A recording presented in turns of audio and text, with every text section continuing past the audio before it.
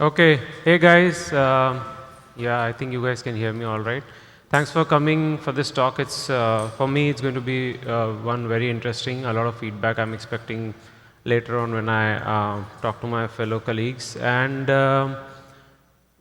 I think it will be very different from the other talks that you hear. And I wanted to make sure that I've been building in this space for a long time, like for the last 7 years, mostly on self-custodial tools and Bitcoin on-chain and Lightning tools.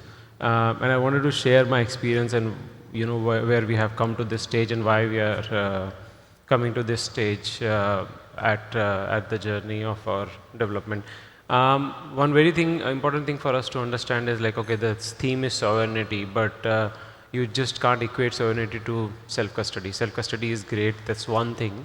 Sovereignty is something very different, and that's what is also very important for devs building in this space. And I know this place is full of developers and budding people who are going to code amazing tools in the future, right? So hopefully this sets some perspective when you guys go ahead and build your amazing stuff.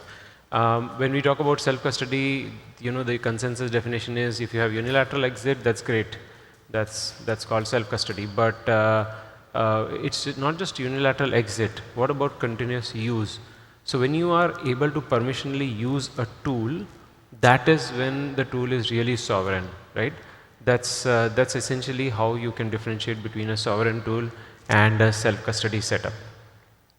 So that's why permissionless continuity of using a tool is way more important than being able to exit. Yes, you can exit, but one, you might not be able to use your keys outside in the same way, and you might be stuck with that walled garden because of the data or the infrastructure or a lot of other stuff. So that's what I'm trying to focus here. My name is Anant, and I'm not really I'm really a technologist, but not a developer. I've worked with code all my life, but what I do, what I bring to the table is the focus around all the other aspects of the code, right? When the code is built, in your developer environment, that's great. But when we bring it to real life and people start using it, how does that work? What are the different pressures there? And this is especially for people who are listening to me on the video as well, that you have to understand that your code doesn't live in a vacuum. There are, if you are putting it out there, you are probably putting it out as a part of a jurisdiction. You're putting it out within the expectations of the users that you have built it. And there are a lot of company pressures and stakeholders pressures of how your company starts behaving, which may not be directly aligned with the tool. So that's what we are going to look at here. But it's very important to understand that there are a lot of forces, or vectors working around the code that we build. So that's essentially where I come in. Like I said, my name is Anant. Our main company is based out of London, and the reason I'm highlighting that is because UK is one of the areas which is very hands-on when it comes to the regulatory stuff, and we have had to discuss a lot of stuff with regulators throughout the years. So we have had actual interactions with lawyers and regulators and people building in this space in UK and who have moved outside of UK for certain reasons and so on. So UK is further ahead down the curve when it comes to regulations. Hopefully other countries don't catch up, but this is a good example for you guys to understand what regulations can get you to do which you might not really want to do. Okay, so that's where I come in.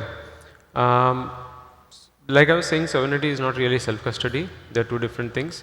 Self-custody is about who can move the funds, who can unilaterally exit it. It's more about the users. So if I have the keys, I can, I have the control. No one else has the control. I can move it out.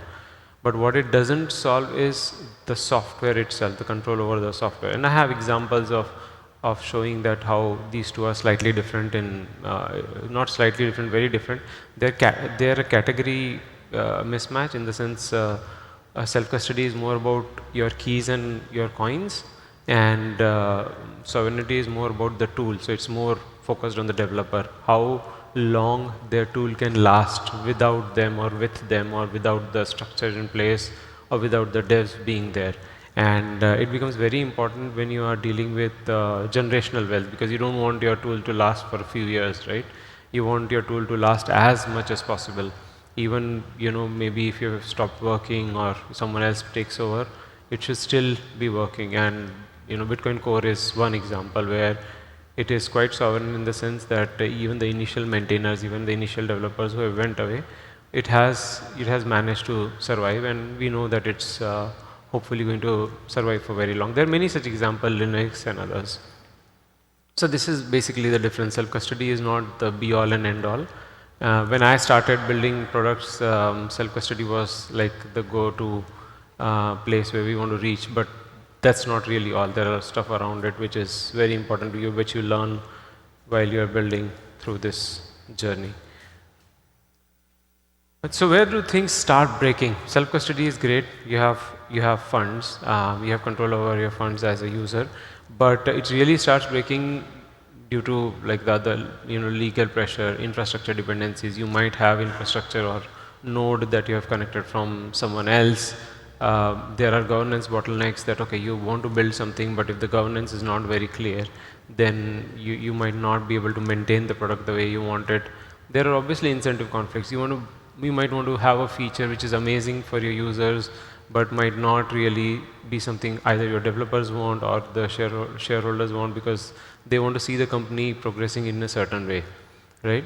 So there are all kinds of conflicts. There are users and developers and people who have invested in the tool and so on and so forth.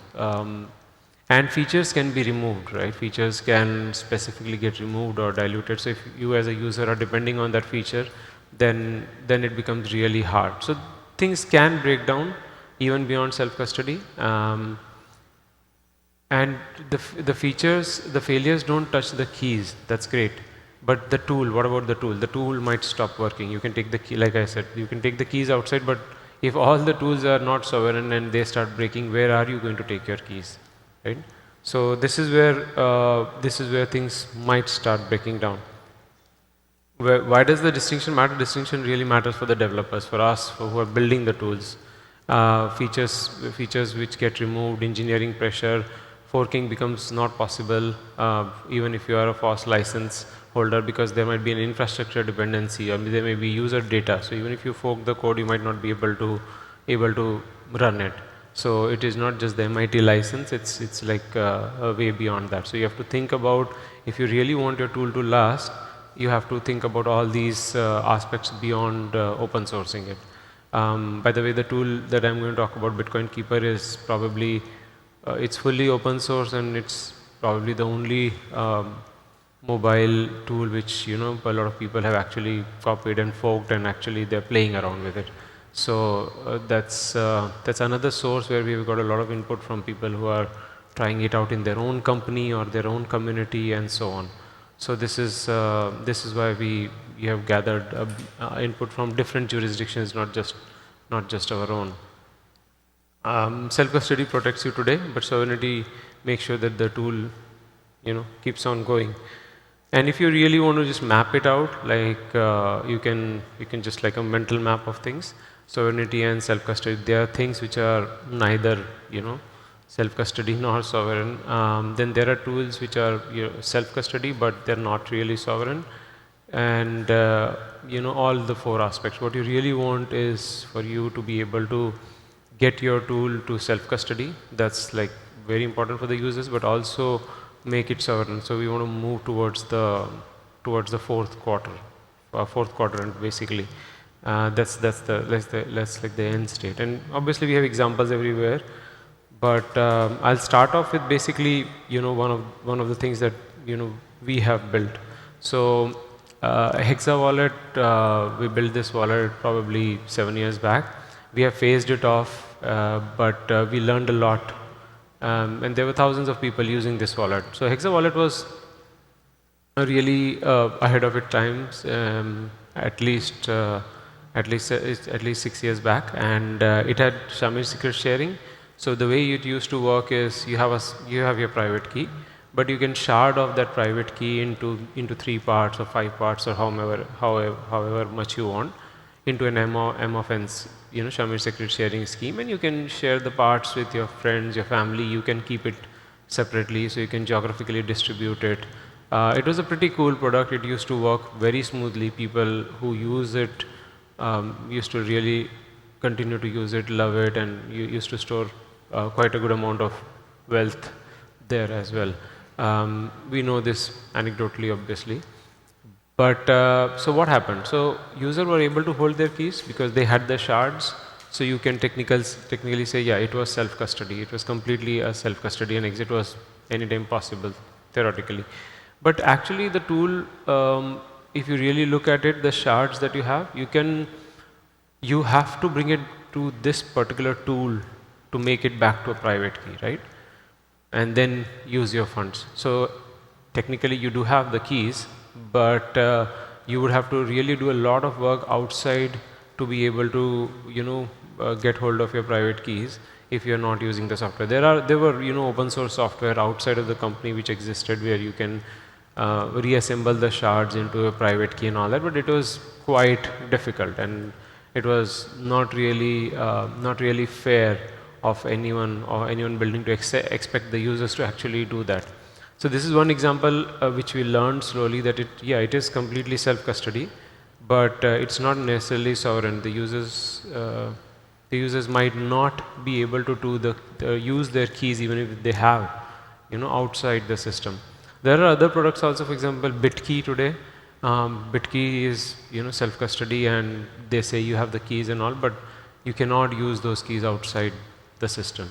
So that's really one example which clearly differentiates that self-custody is not necessarily sovereign use of a tool or sovereign use of your funds continuously.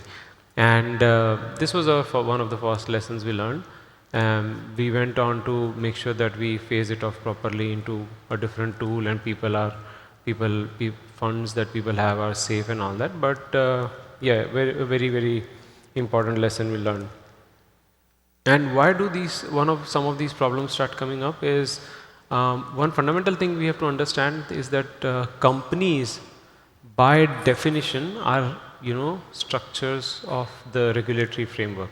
A company doesn't exist naturally, right? Individuals exist naturally, but companies don't exist naturally. When you form a company, you're actually getting into an agreement with the legal framework or the government or the jurisdiction of that space, that okay, this is the company I'm forming, this is what liability it will have, this is what it will do, this is what it will not do, and so on. So by definition, company is a regulatory construct. And when an entity is a regulatory construct, obviously the regulatory pressures that it can have is way more than a natural entity can have. Natural entity can also be, pressurized with threat of violence and all that, but essentially it is way less than a legal structure, which should be obvious. So companies are one end of the spectrum, and then individuals are the other end of the spectrum. And what adds to it is most of the companies, or basically the companies, are profit motivated. So that's another vector where the law very clearly states in a lot of jurisdictions that if you are building a company and you are actually getting profits or some kind of incentives from the work you do, then the set of rules that apply to you can be much stricter. So if you have a non-profit company, that's slightly less. That would be slightly less under pressure, and it moves to the other end of the spectrum where there's an individual who is a natural entity, and there are very few pressures the government can apply on individuals.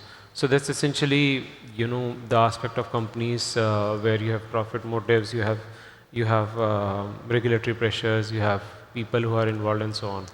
So these are the two different things. Tool obviously is a completely different thing. It's not really the company.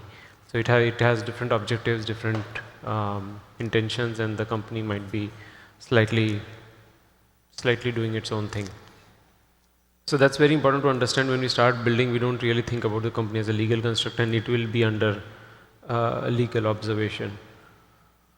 So another very important feature that we had implemented, in fact, we were the first one who were able to implement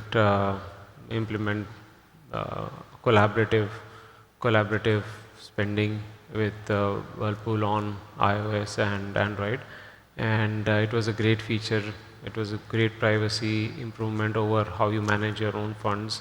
Um, though we were obviously not running the coordinator or anything like that, but still implementing this feature while it was live for like say 6 to 9 months, we spoke to a lot of people who were involved, the users, the investors, and the financial authorities, and a lot of other people. And financial authorities not just one; they have multiple branches as well.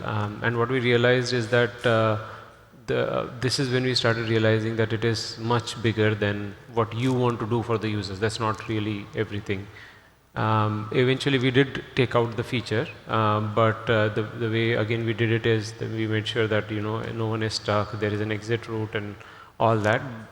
But this is another example of how something you want to do as a developer might be very different from what you are allowed to do as a part of the company.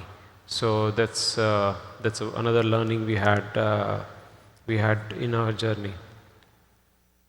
Like it says, a feature inherits the forces beyond the tool's intent, right? Because it's a part of a structure. So that's that. So going away from, like I was saying, company-led versus community-led.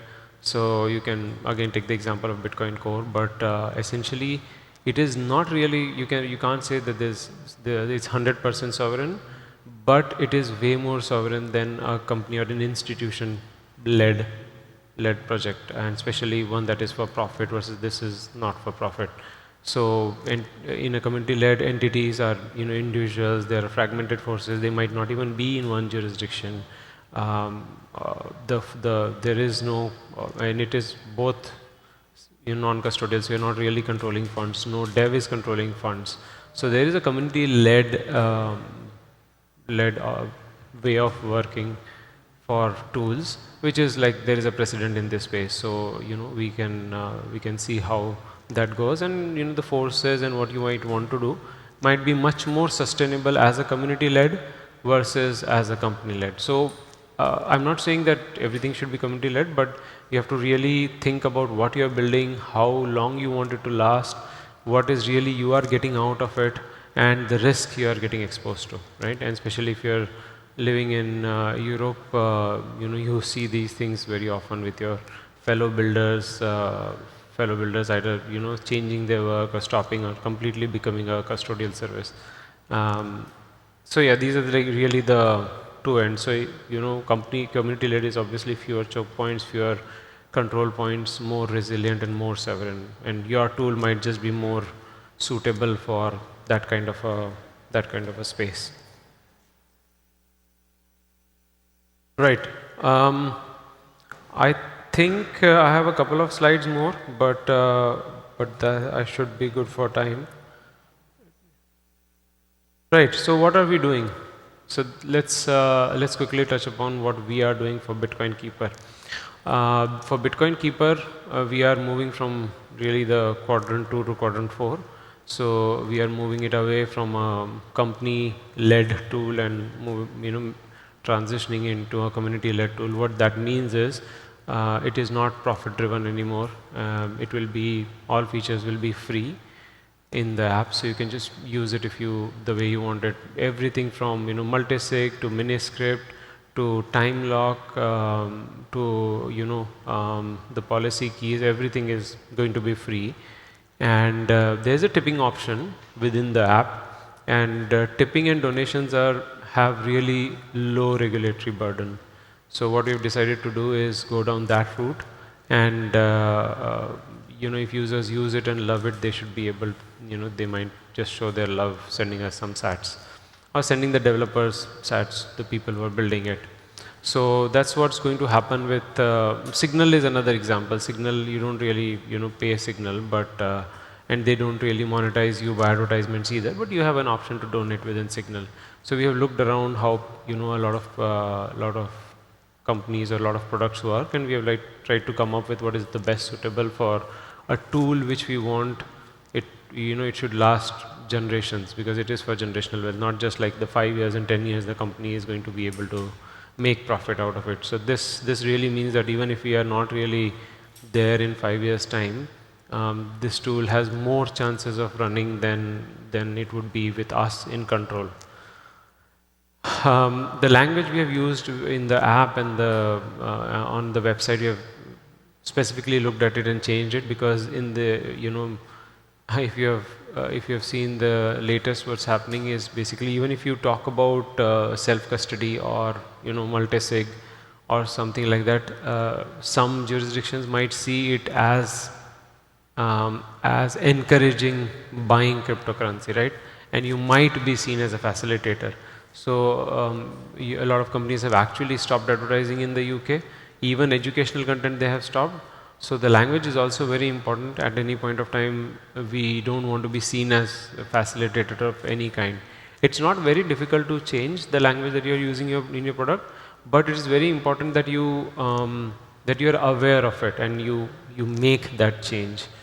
So that's another thing you would see. So yeah, the tool is going to be built for permissionless use, and someone can keep managing it for decades and decades, even if we are not. So continuity is the main thing. So what you really want to ask yourself as a developer when you're building tools, how long do you want this tool to last? Obviously, the tool's functionality and what you want it to do is primary, but beyond that, when it comes to, it's one of the non-functional requirements would be how long you want it to last. Where you want it to be used across the world, okay, then you're really talking about your company being present in all those jurisdictions and, trying to go by the rules of those places, which is less so when it is more of a community-led thing. What happens when the incentives change, right? So if the incentives are going to be community-led and it is just going to be providing the best tool, that's very different from a profit incentive. Can it be maintained without permission? Can someone just open a PR and just make those changes or upgrade your package? Is it possible? Do you want it to be possible? Can someone else pick it up and run? Is that what you want with your tool? What happens when the company or the institution behind it goes? Will it still work in decades from now? So you might want to ask these questions beyond the primary function of the tool, especially when you want it to last for way longer and want it to get used everywhere in this world. So I hope that some of the stuff that we have learned is kind of communicated, and you guys can decide how to use that information. Ask questions, hit me up later if you want. But yeah, there's a lot beyond just building a tool. That's essentially my talk, and we have a few minutes for question and answer, I think. So yeah, if anyone has any questions, I'm happy to answer.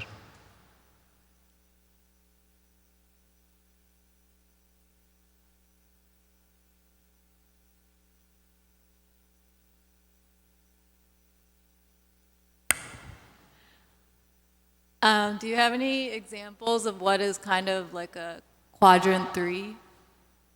Quadrant 3, yeah. So basically, you're talking about, you mean self-sovereign and not custody? So there are a lot of tools which are not really great at custody, or they don't even provide custody. You might say that Bitcoin Core is an example. It has a wallet, but it's not really a wallet a lot of people use. So these are examples where it is a tool that can keep getting used, but it doesn't really provide good custody. Or they might deprecate custody, or no one uses it for custody, essentially. Any other questions? Hi. Hey. So you recommended community-led as a more self-sovereign model for a project. It really depends on your tool, but wallets are a difficult space, right? Wallets in business, from a business point of view, is a very difficult space, and a lot of people have learned that. So when we looked at our tool and how people are using it across the world and different jurisdictions and where the arc of regulatory pressures are going, we decided that probably this is a much better approach than it Right. being a community. So It doesn't necessarily apply, it doesn't have to apply so- for everything. So my question is that how does a community member support themselves? I mean, after all, in meat space, I have to buy food, I have to pay rent. Yeah. And so far, like open source is a much older phenomena than Bitcoin, and some of the most crucial open source projects are under-maintained, understaffed because they are community-led. So it's Correct. definitely a model that does not work always. Right? Yeah, it definitely There are like, only few examples where success has happened. absolutely. So the stage we are in is that the platform or the app is very feature rich. So it is like way beyond in terms of the features that even most of our advanced users use. So we see it as a tool which doesn't need active development for years, but it needs active maintenance. And we are hoping that with the tips and the donation, we should be able to sustain it for longer, because it doesn't really need a lot of work. It's not really driven by, okay, we have to get more users, we have to get more subscriptions and so on. So we are not going to go after features, we are going to make it steady, stable, and we will see how it goes from there. Yeah, but it doesn't have to work for every tool. Sustainability through a company might be bigger but may not be longer because it's within the life of the company, and sustainability without a company might be way more difficult, but there are a few examples like you said which where it works, so it really depends. Are there other models besides community-led? So we did explore that like through the years. So should we become a non-profit? Should we become a foundation? Should we do this, that? But what we realized is that if we really want to make the change and we want to be as away from all kinds of pressures, the easiest is individual-led or individuals-led. So we have come to the conclusion, hopefully, which is good for the project, that it is best to run as independent individuals rather than any organization as such. Hopefully, if nothing else, hopefully this will serve as a case for all of you to see how it goes. Was it really sustainable in a couple of years of time? Was it really maintained or not? But we think this is the best approach for us. Sorry, I just added one more. Sure. Would you say that there was like a specific point where you guys decided to switch models, or is it just like a slow process of realizing? It was a slow process, but at the same time, if you saw in the last couple of months, maybe 3 months back or 2 months back, the FCA, or the regulatory authority, Financial Conduct Authority of UK, came up with rules where they were seeing a lot of people as facilitators. So if you would have noted, I think Ledger or Trezor actually stopped talking about multisig in UK. So they stopped even their educational pages, right? That would be, I would say, was the straw that broke the camel's back. But we have felt those pressures across, and we have somehow managed it and worked around it. But this was like, okay, you know what? It's a tough ask anyway. We don't want our devs or any of the people involved to be under unnecessary pressure. We have seen how the latest cases went, even though they were not really custody cases, right? So we decided it's just not worth the risk. Okay, that's all the time we have. Thanks so much. Thank you.